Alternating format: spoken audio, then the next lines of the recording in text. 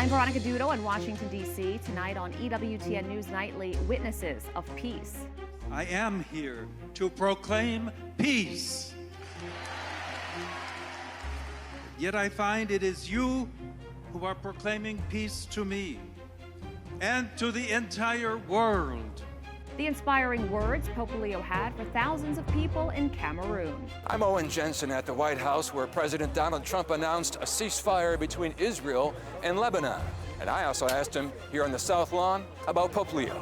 Scrambled surveillance, a crucial tool for U.S. spy agencies is days away from expiring, why some lawmakers say reform is needed before it can be used again. Plus, Song of Joy.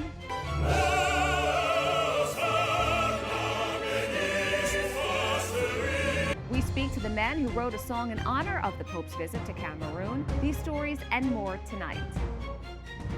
From EWTN, the Global Catholic Network, this is EWTN News Nightly. Thank you for being with us on the Feast of St. Bernadette. Our top story tonight. On the second leg of his four-country apostolic journey to Africa, Pope Leo XIV spent a day proclaiming peace and justice in Cameroon while decrying poverty and injustice that afflicts the region. EWTN Vatican journalist Benedict Sidegren has more.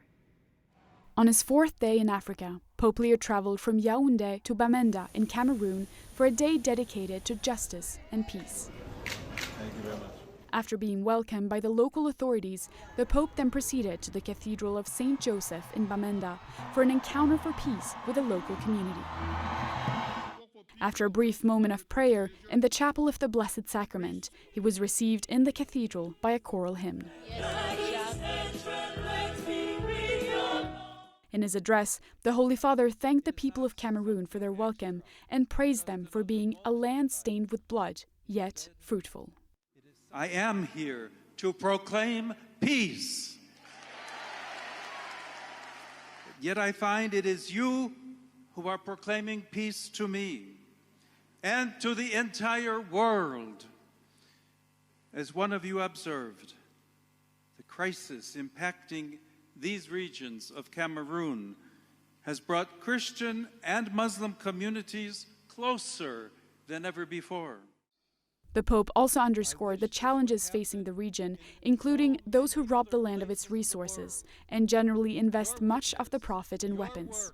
Calling out those who exploit God's creation and manipulate religions and even the very name of God for their own military, economic, and political ends, the Pope urged all communities to become builders of justice and peace. Yes, my dear sisters and brothers, you who hunger and thirst for justice, who are poor, merciful, meek, and pure of heart, you who have wept, you are the light of the world. After the meeting, the Holy Father released 7 white doves together with local leaders as a sign of a shared desire for peace. Afterward, Pope Leo made his way to Bamenda Airport, greeting pilgrims from the Popemobile along the way. There, before more than 20,000 people, he celebrated Holy Mass for peace and justice. These include In his homily, the pontiff highlighted that the challenges confronting the people aren't exclusive only to violence. there is moral, social, and political corruption, seen above all in the management of wealth, which hinders the development of institutions and infrastructure. The Pope stressed that these internal problems are worsened when external actors continue to make use of the African continent to exploit and plunder it. Brothers and sisters, consolation for broken hearts and hope for change in society are possible if we entrust ourselves to God and God's Word. We must, however, always keep the Apostle Peter's exhortation in our hearts and bring it to mind. Obey God, not human beings. To obey Him because He alone is God. After the conclusion of the Eucharistic celebration, Pope Leo met with local authorities before taking his next flight to Yaoundé. From Rome, Benedikt Cedergren for EWTN News Nightly.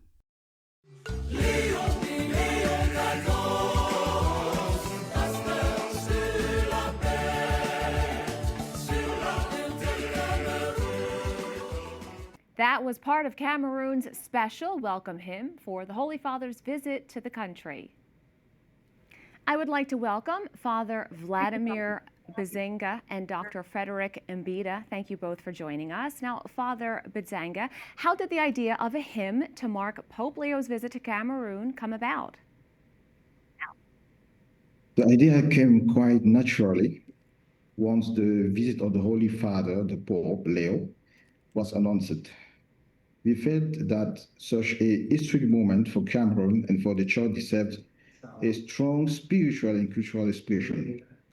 So very early on, Dr. Mbida, my friend, Rosny Frederick, and I began discussing how music could unite people, and we agreed that an official hymn would help the whole nation pray, celebrate, and welcome the Pope with one voice. So I've called my friend to do this music, and we are very happy for the result. Now, Dr. Mbida, what was it like composing a song for the Pope? What styles and themes did you involve in your process? The lyrical were inspired by faith, by structure, and by the identity of Cameroon as a land of peace and spiritual richness. The message of the hymn is one of hope, unity, and divine presence among the people. The little land of the covenant reflects the idea that Cameroon is a land where God's promise is alive, and land where people are called to life in faith, in unity, and in fraternity. It is both a spiritual and symbolic expression of our nation. Father Bizenga, you sang the hymn for the Pope when he arrived to Cameroon. What was his reaction, and what was that like for you? The Pope is very, very happy, and all the Cameroonians. You know, I'm a priest of the Archdiocese of Yaoundé, but I studied in Santa Cecilia Conservatory in Rome, so I'm an opera singer. So I organize many concerts here in Yaoundé and in Paris, in Rome, every month. And everybody here in Cameroon knows me. So it was a very, very good news when we have announced for the entire people of Cameroon that we have composed the hymn of the Pope. We have sung it, and everybody is very, very, very happy. It's a big feast here in Cameroon to welcome the Pope, and the visit of the Pope in Cameroon is a great, great moment for us. Thank you both for joining us. Authorities in New Lenox, Illinois have cleared the home of John Prevost, the brother of Pope Leo, following a bomb threat reported last night. The New Lenox Police Department conducted a search of the residence using K-9 units and temporarily evacuated several neighbors as a precautionary measure. Officials have since declared the threat unsubstantiated and allowed residents to return. The origin of the report remains under investigation. So far, no suspects have been named. President Donald Trump told reporters today he has nothing against the Pope and says he's not fighting with him. White House correspondent Owen Jensen reports. Owen. Veronica, good evening to you. Well, under a blazing hot sun today here at the White House on the South Lawn that was packed with reporters. Reporters, in fact, asked the president about 20 minutes worth of questions. The president said he has the right to disagree with the Pope and that the Pope can say what he wants. I was able to shout a few questions to the president myself. Take a listen. Are you still interested in meeting with, sir? Are you still interested in meeting with the Pope? Are you still interested in? No? Sir, Iran's going to execute 4 more protesters reportedly, including the first woman protester. What do you tell Iran, sir? Well, tell that to the Pope. What do you say? Tell that to the Pope. You want to patch things up with the Pope? That Iran is going to. Did you just hear that? Iran is going to execute 4 people, including a woman? And we're also tracking a major development out of the Middle East tonight. Earlier today, President Donald Trump, he announced a 10-day ceasefire between Israel and Lebanon. And President Trump has invited Israel's Prime Minister and Lebanon's president to the White House for talks. Heading to Marine One, President Donald Trump discusses the ceasefire between Israel and Lebanon after more than a month of war between Israel and the Iran-backed Hezbollah. With Lebanon, it's very exciting. I think we're going to have a deal. We're going to have a meeting, first time in 44 years, and Lebanon will be meeting with Israel, and they're probably going to do it at the White House. As for the efforts to end the conflict between the U.S. and Iran, and it's looking very good that we're going to make a deal with Iran, and it's going to be a good deal. It's going to be a deal with no nuclear weapon. If there's no deal, fighting resume. At the Pentagon, Secretary of War Pete Hegseth warns the U.S. military is ready to restart combat operations should this new Iranian regime choose poorly and not agree to a deal. He tells Iran's military leadership, "We're watching you." And we know what military assets you are moving and where you are moving them to. While you are digging out, which is exactly what you're doing, digging out of bombed out and devastated facilities, we are only getting stronger. And Hegseth says the U.S. naval blockade of Iranian ports continues.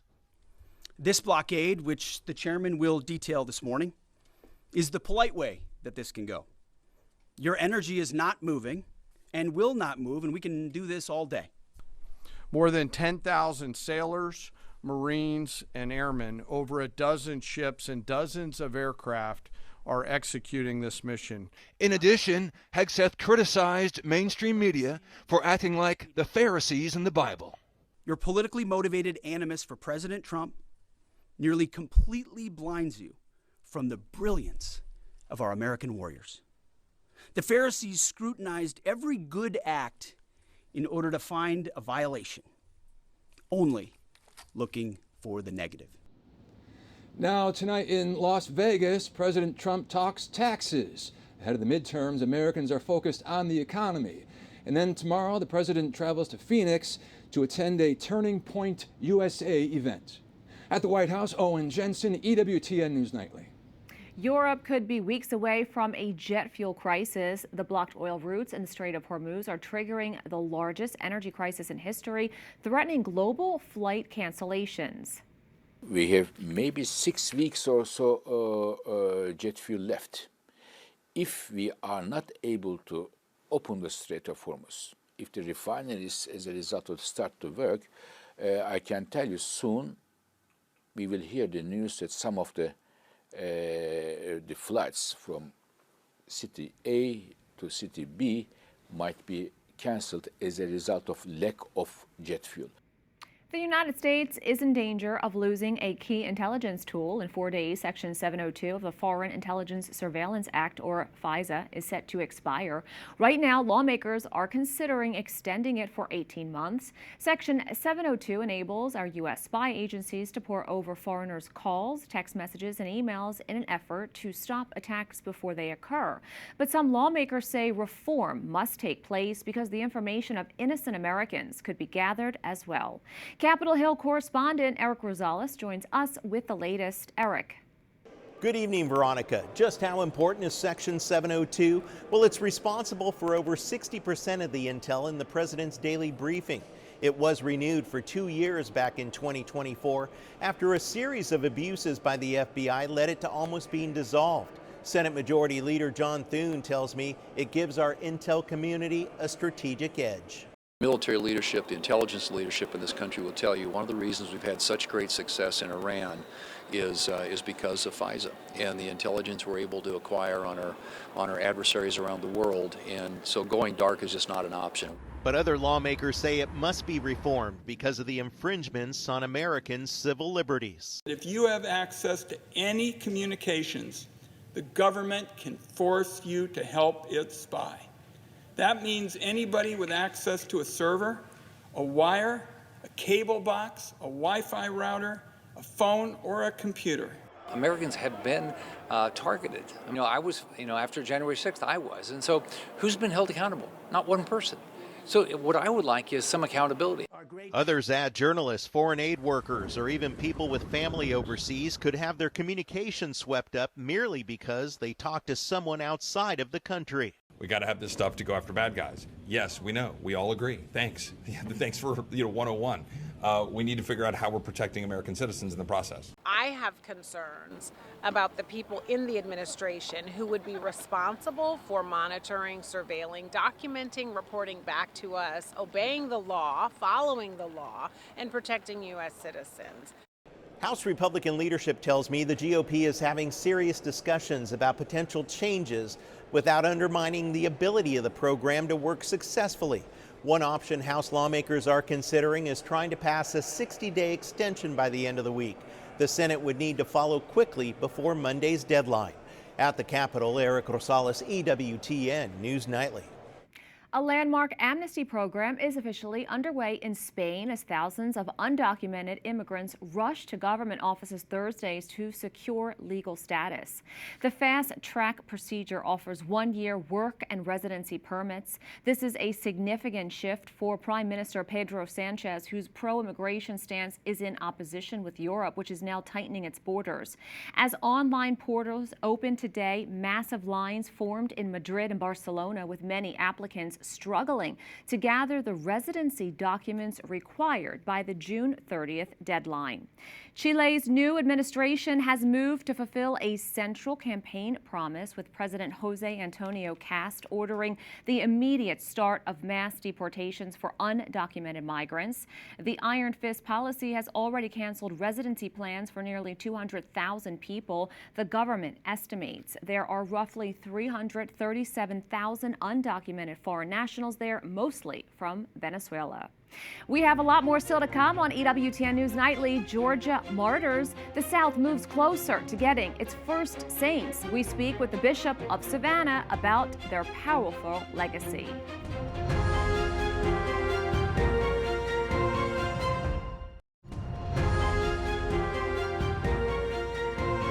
Georgia will soon be one step closer to getting its first saints. On All Hallows Eve, October 31st of this year, Venerable Pedro de Corpa and his 4 companions, commonly known as the Georgia Martyrs, will be beatified. They were killed on what is now the coast of Georgia in 1597. Right now, we're honored to welcome to the show Bishop Stephen Parks of the Diocese of Savannah. Thank you so much for joining me. Now, Your Excellency, for those viewers who are not familiar with their story, who were the Georgia Martyrs? The Georgia Martyrs were men who gave their lives for our faith in defense of the sacrament of marriage.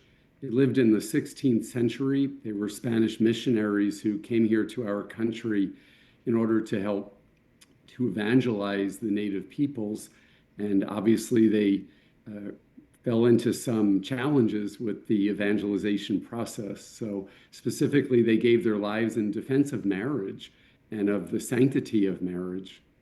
Now, this will be the first beatification in Georgia and the first in the South.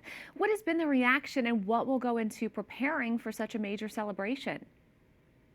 People are very excited about this because of the fact that it is so unique in the life of a diocese. This is not something that happens obviously very often for generations. It is the first in the South, as you mentioned. A lot goes into planning because there's some questions about how many people will actually come. So we don't know. We've been looking for a venue that will be large enough to accommodate thousands, obviously, and we want to be very welcoming. Savannah is the hostess city, so we look forward to welcoming many visitors. What is the significance of the declaration of Pope Francis in January last year that Georgia martyrs were true martyrs for Christ, killed in hatred of their faith? It was very much of a milestone because we had this cause open for many years, really since the 80s. It has been very active, and I am the 4th bishop that's been involved with it here in the Diocese of Savannah. So when Pope Francis gave approval for the beatification to take place, obviously it was significant because of the fact that we knew that we would be able to move forward with this now. It was accepted by the church. They will be known as Blessed Pedro de Corpa and companions, also known more commonly as the Georgia Martyrs. So in our process towards sainthood and canonization, this is a huge milestone. You talked about their fierce defense of marriage. What other lessons can we learn from the martyrs today? That we are called to be witnesses of faith, most especially in this world that we live in today. I don't think we're always understood as Catholics, but we have to be courageous witnesses. We have to be joyful witnesses. And I think when people see that and see the incredible foundation that we have in faith, we have something solid to believe in. I believe people are looking for that today. And where can viewers go for more information? Sure, there is a website, thegeorgiamartyrs.org, and it has all of the information there about the history. There's a link to a great documentary as well, and we'll be continuing to post details about the beatification on there. Bishop Stephen Parks, thank you so much.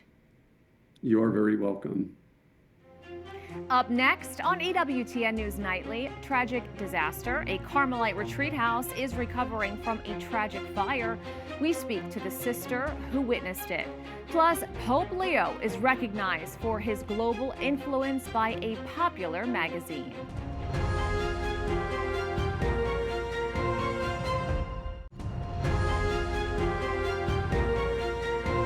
A Carmelite retreat house in Los Angeles has sustained heavy damage after a fire broke out over Easter weekend. Just after finishing a healing retreat on Easter Saturday, the Sisters of the Sacred Heart of Los Angeles discovered a fire in one of the retreat houses.